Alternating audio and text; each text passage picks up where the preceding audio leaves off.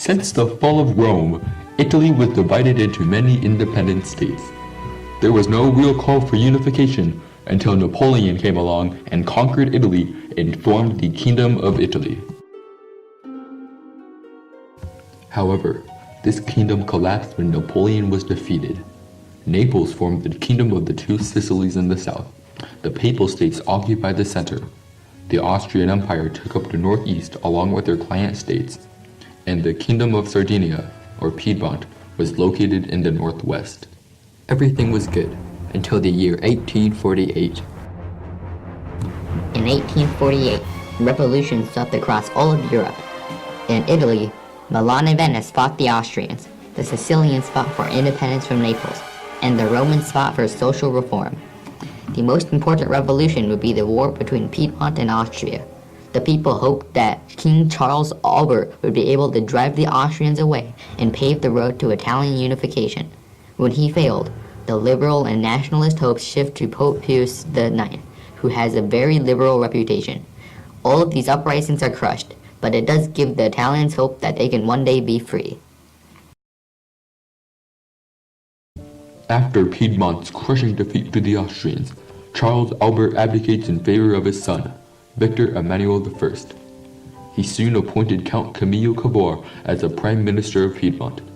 Cavour was a cunning statesman who had originally started off as a conservative, but had moved to a moderately liberal position. Deeply imbued with the ideas of the Enlightenment, classical economics, and utilitarianism, Cavour rejected republicanism and believed that economic and material progress required a unified Italian state. However, the attempts at rebellion in 1848 still lingered on his mind. Cavour knew that he needed allies in order to gain the power and credibility he needed so desperately.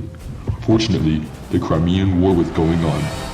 Piedmont sent troops to aid France and Britain in their fight against Russia.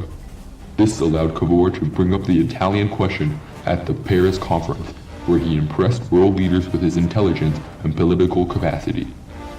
After an attempted assassination on Napoleon III's life, the emperor's interest in the Italian issue was piqued. He began to see Piedmont as a potential ally against Austria. Cavour had started to make his name known across Europe.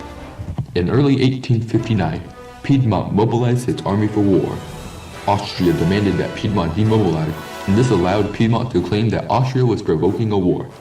France intervened on Piedmont's side, and the two of them crushed Austria.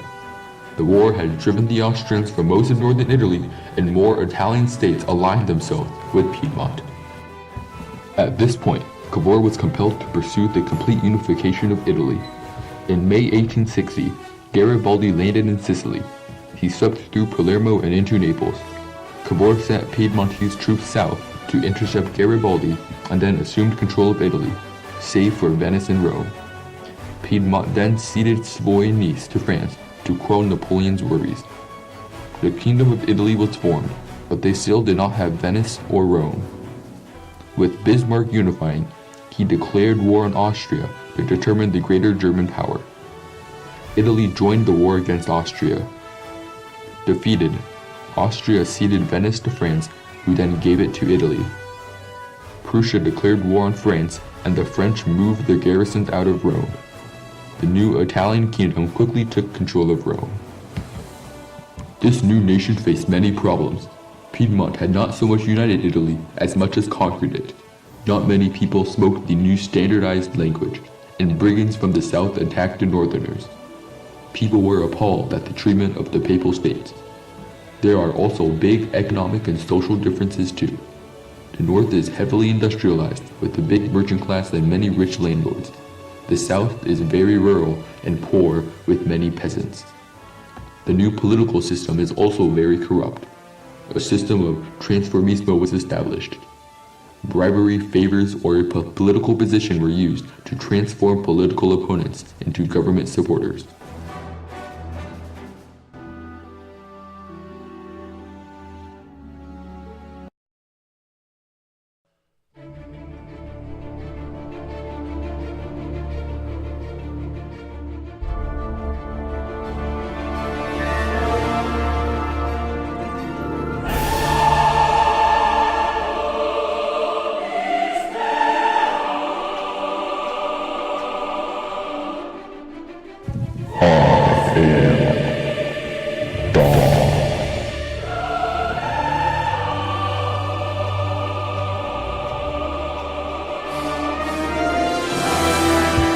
as an all-knowing being, I can tell you that the unification of Italy was one of the most impressive political and military achievements in the 19th century. It upset the balance of power in Europe, along with the newly formed German Empire. Although Italy never became a military power until much later, countries feared the potential that the new Italian kingdom had. Unified Italy also set up Fascist Italy during the 1930s. Without the unification, that would never have happened.